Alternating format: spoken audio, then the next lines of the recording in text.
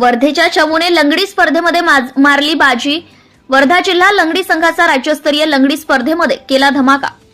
महाराष्ट्र राज्य लंगडी असोसिएशन व आत्मा इंटरनॅशनल स्कूल शिर्डी जिल्हा अहमदनगर यांच्या संयुक्त विद्यमाने राज्यस्तरीय सिनियर लंगडी स्पर्धेचे आयोजन करण्यात आले होते।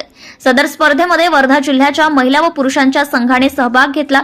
वर्धा जिल्ह्याच्या महिला संघाने विजेतेपद मिळवले, प्रथम पारितोषिक पटकावले व पुरुषांच्या संघाने तृतीय क्रमांक मिळवून सुवर्ण व कांस्य पदक मिळवून देऊन आपली लंगडीमधील दबदबा कायम राखला। विजेते महिला संघामध्ये कर्णधार सुहानी, वेदांती, वंशिका, भाग्यश्री, अंकिता, तनुश्री, पल्लवी, गायत्री, हिमानी, अस्मिता, निशा, नव्या, अर्पिता, प्रीती।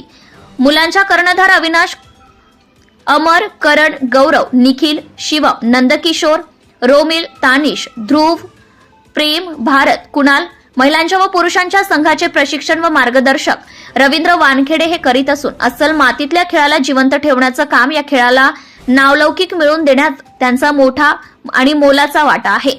त्यांना सहकार्य म्हणून क्रीडा प्रशिक्षक सागर राऊत हे मोलाचं योगदान देत आहेत। सदर संघामध्ये खेळाडू यांनी बाजी मारली, त्यामुळे सर्वत्र त्यांचं कौतुक करीत आहे। Bureau reporter Shankar Parchake, Navswarajya news प्रतिनिधी, Wardha. Subscribe now and press the bell icon. Never miss an update.